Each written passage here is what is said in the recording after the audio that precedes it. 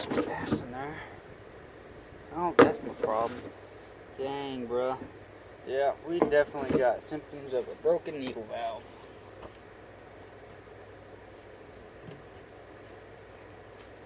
All of that gas literally just went into my oil.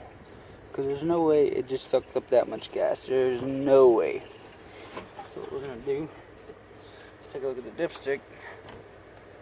And my God, look at that. I don't know if you can see that, but that is freaking watery.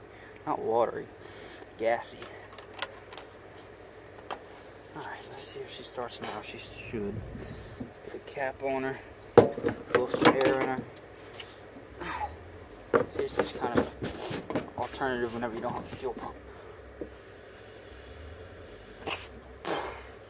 So, if you let it sit too long, it'll start coming out of the carburetor.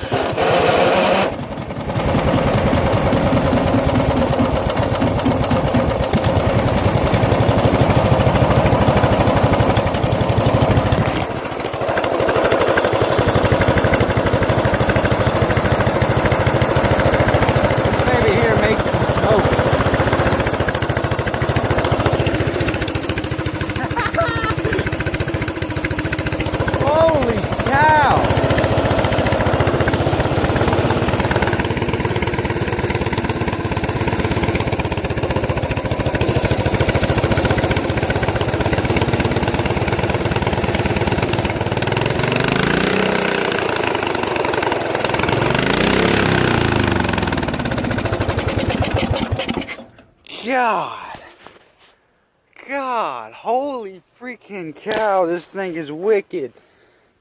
Oh my God. I did not expect that much.